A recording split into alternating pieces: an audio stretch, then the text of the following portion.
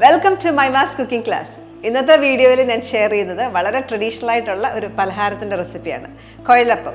Arimavu vechittu Kuzhalappam engane undakkunu namukku kaanam. Kuzhalappam undakkanayitte namukku korchu ingredients maathram madi. Main aayittu aripodi. നമ്മൾ ഉപയോഗിക്കുന്നത് അപ്പം പൊടിയാണ്. അപ്പം പൊടി ഇടിയപ്പം പൊടിയൊക്കെ കിട്ടത്തില്ല. ആ ഒരു പൊടി നമ്മൾ യൂസ് ചെയ്യുന്നത്. കൂടാതെ ജീരകം, കുറച്ച് തേങ്ങ, ചുവന്നുള്ളി, വെളുത്തുള്ളി, എള്ള്, ഉപ്പ്. ഇത്രയേ ഉള്ളൂ നമുക്ക് ഉണ്ടാക്കാനായിട്ടുള്ള ഇൻഗ്രീഡിയൻസ്. അപ്പോൾ ആദ്യം നമുക്ക് കുറച്ച് വെള്ളം ബോയിൽ ചെയ്യാം.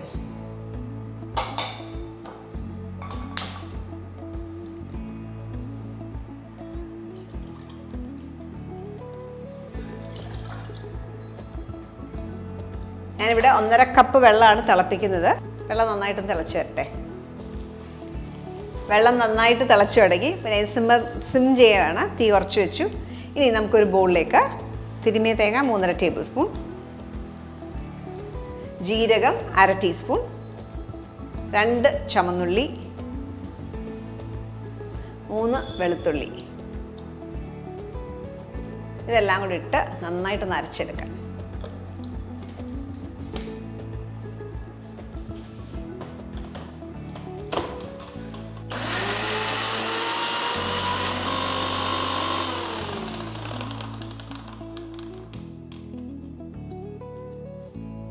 ഇത് അരയാൻ പ്രയാസം തോന്നിയാൽ വേണം കുറച്ച് വെള്ളം കൂടെ ചേർക്കാം.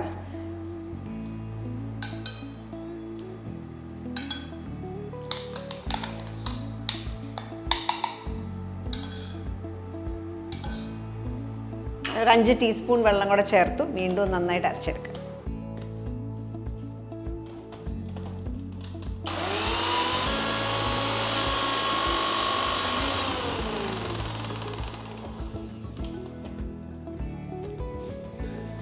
ഓക്കെ, അത്യാവശ്യം സ്മൂത്തായിട്ടായിരുന്നു. ഒത്തിരി സ്മൂത്ത് ആയില്ലെങ്കിലും പ്രോബ്ലം ഇല്ല. നല്ല കഴിയുന്നതും നന്നായിട്ട് അരച്ചെടുക്കുക. ചെറിയ ക്വാണ്ടിറ്റി ആയതുകൊണ്ട് അരയ്ക്കുമ്പോൾ വളരെ സ്മൂത്ത് അരച്ചിട്ട് പ്രയാസമായിരിക്കും. ഓക്കെ, വെള്ളം തിളപ്പിക്കുകയാണല്ലോ. ഇതിൽ നിന്ന് കുറച്ച് വെള്ളം നമുക്ക് മാറ്റാം. ഞാനൊരു 1/4 കപ്പ് വെള്ളം മാറ്റുക. അത് വേണമെങ്കിൽ പിന്നീട് ആഡ് ചെയ്ത് കൊടുക്കാം. ഈ തേങ്ങയുടെ മിക്സ്ചർ ചേർക്കാം വെള്ളത്തിലേക്ക്.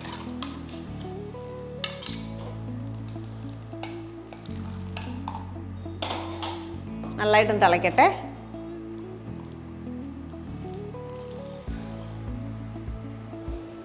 അതിലേക്ക് ഉപ്പ്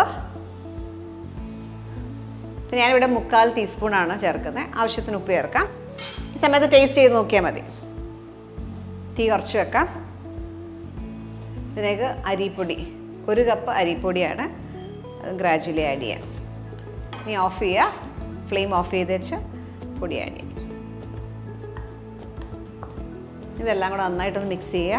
ഈ സമയത്ത് വെള്ളം കുറവാന്ന് തോന്നുവാണെങ്കിൽ നമ്മൾ റിസർവ് ചെയ്ത് വെച്ചേക്കുന്ന വെള്ളം കൂടെ ചേർക്കാം.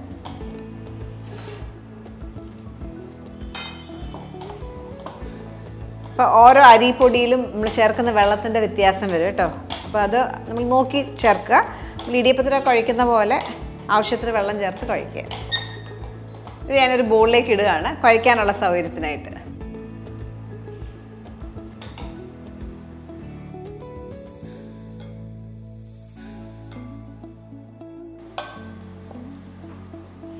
ഒരു ടീസ്പൂൺ എള്ള്, കറുത്ത എള്ള്, കുറച്ച് വെളിച്ചെണ്ണയും കൂടെ ഒഴിക്കാം.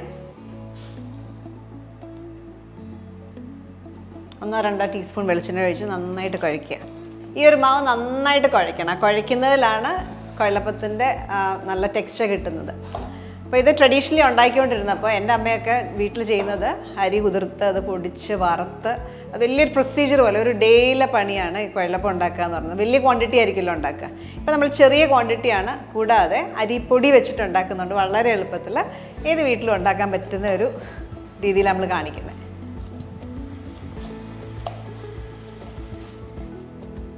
കുഴച്ച് നല്ലൊരു ബോൾ പോലാക്കി ഇതിനെ ഇനി ചെറിയ ചെറിയ ഉരുളകളാക്കി മാറ്റിയെടുക്കാം.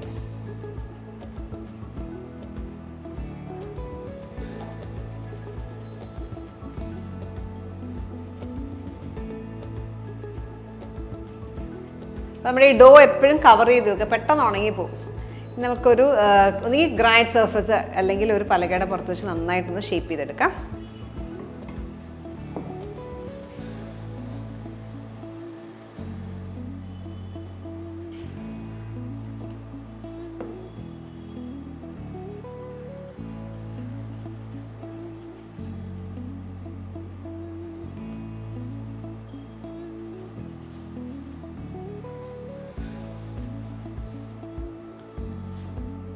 ഡ്രൈ ആകുന്ന കാണുവാണെങ്കിൽ എപ്പോഴും ഒന്നുകൂടെ റീറോൾ ചെയ്ത് നന്നായിട്ടൊന്ന് കുഴച്ച് ഒന്നുകൂടെ ഷേപ്പ് ചെയ്യാം.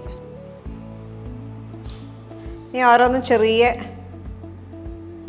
ബോളായിട്ട് എടുക്കുക, ചെറിയ ചെറിയ ഡോ ബോൾസ് ആക്കി എടുക്കുക. ഞാൻ ഒത്തിരി വലുപ്പത്തിലുള്ള കുഴലപ്പം അല്ല ഉണ്ടാക്കുന്നത്, ചെറിയ കുഴലപ്പമാണ്. അപ്പം ഈ ഒരു സൈസിലുള്ള ഡോ ബോൾസാണ് ഉണ്ടാക്കുന്നത്. ബാക്കിയുള്ള ഫുൾ മാവ് ഇതേപോലെ ഷേപ്പ് ചെയ്തെടുക്കുക.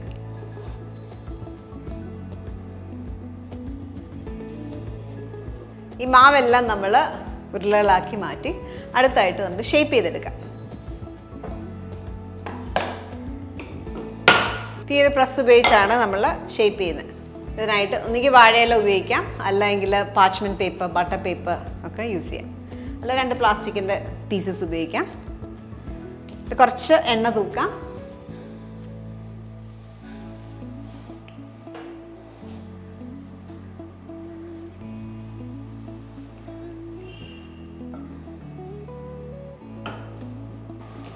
പ്രസ് ചെയ്ത് കൊടുക്കുക.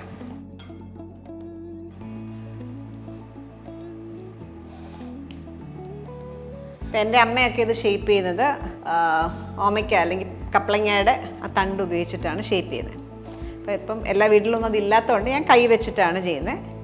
ഇതേപോലെ പ്രസ് ചെയ്ത് കൊടുക്കുക, ഈ ഷേപ്പിലാക്കുക. ഒന്ന് പ്രസ് ചെയ്ത് കൊടുക്കണം, ആ ജോയിൻ വരുന്ന ഭാഗം ഒന്ന് പ്രസ് ചെയ്ത് കൊടുക്കണം, അല്ലെങ്കിൽ ഫ്രൈ ചെയ്യാൻ ഇടുമ്പോഴത്തേക്ക് ചിലപ്പം വിട്ടുപോരാ. ഇതേപോലെ ബാക്കിയുള്ള ഡോൺ ചെയ്യുക.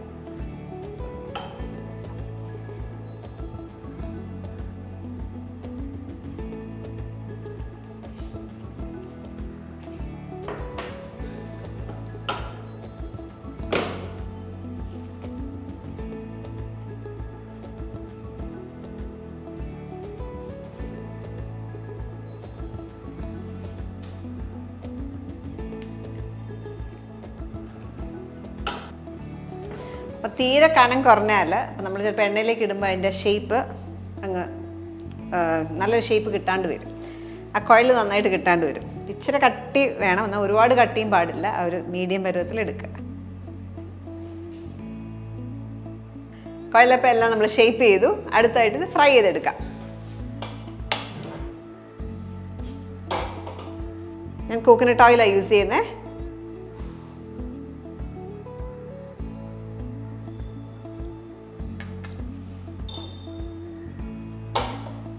എണ്ണ നന്നായിട്ട് ചൂടായി. നമുക്ക് കുഴലപ്പം ഇതിലേക്ക് ഇട്ട് ഫ്രൈ ചെയ്തെടുക്കാം.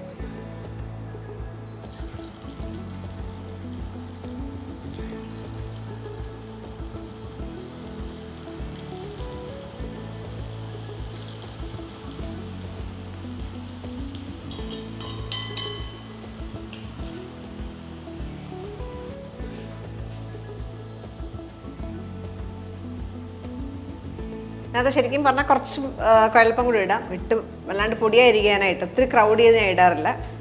ഒരു എക്സ്ട്രാ 2-3 എണ്ണം കൂടെ വേണമെങ്കിൽ ഇതിനകത്ത് ഇടാം.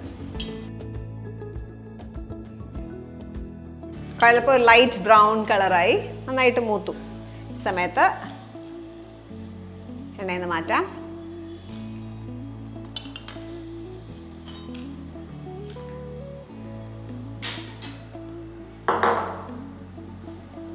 ബാക്കിയുള്ള കുഴലപ്പം ഇതുപോലെ ഫ്രൈ ചെയ്തെടുക്കാം.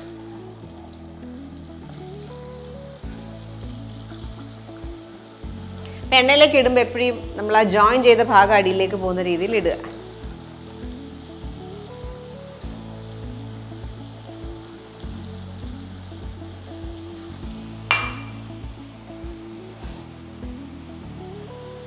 ഫ്രൈ ചെയ്യുമ്പോൾ എപ്പോഴും ഒരു മീഡിയം ഹീറ്റിൽ കുക്ക് ചെയ്യുക. ലോ ഫ്ലെയിമിലിട്ട് വല്ലാണ്ട് എണ്ണ കുടിക്കും. അപ്പോൾ അതുകൊണ്ട് ഒരു മീഡിയം ഹൈ ആ രീതിയിൽ ഫ്രൈ ചെയ്തെടുക്കുക.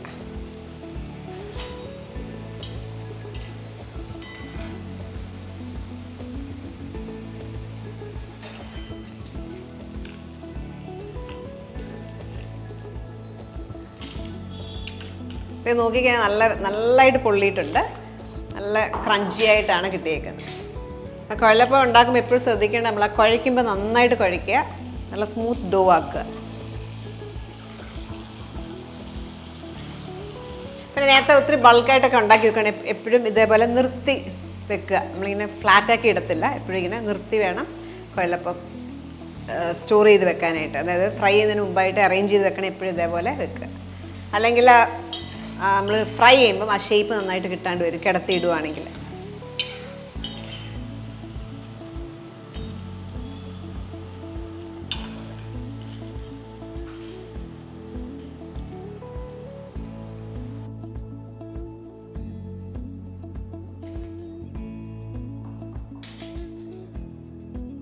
നമ്മുടെ കുഴലപ്പം എല്ലാം നമ്മൾ ഉണ്ടാക്കി. നല്ല ക്രിസ്പി ആയിട്ടുള്ള കുഴലപ്പമാണ്.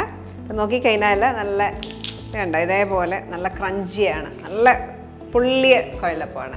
ഇതേപോലെയാണ് കുഴലപ്പം ഇരിക്കേണ്ടത്. ഹാർഡായിരിക്കില്ല, കഴിക്കുമ്പം നല്ലതായിട്ട് പൊടിഞ്ഞു പോകണം ആ രീതിയിലുള്ള കുഴലപ്പം. അപ്പോൾ ഇതിന് ഞാൻ പറഞ്ഞ ടിപ്സുകൾ ഫോളോ ചെയ്യുക. ആ കുഴയ്ക്കുമ്പോഴും പിന്നെ പരത്തുമ്പോഴും ഉള്ള ടിപ്സുകളൊക്കെ ഫോളോ ചെയ്യുക. അപ്പോൾ ഈ ഒരു റെസിപ്പി നിങ്ങൾ ട്രൈ ഔട്ട് ചെയ്യുക. നമുക്ക് ഒരു 2-3 ആഴ്ചയൊക്കെ സ്റ്റോർ ചെയ്യാവുന്നതാണ് കുഴലപ്പം. ഇത് നമുക്ക് വെള്ളയിച്ചും എടുക്കാം, ഷുഗറിലിട്ടൊന്ന് കൂട്ട് ചെയ്തിട്ട് വേണമെങ്കിലും ഈ ഒരു കുഴലപ്പം കഴിക്കാവുന്നതാണ്. അപ്പോൾ നിങ്ങൾ ട്രൈ ഔട്ട് ചെയ്ത് നിങ്ങളുടെ ഫീഡ്ബാക്ക് അറിയിക്കുക. നല്ല വീഡിയോസിനായിട്ട് stay tune to Maimas cooking class.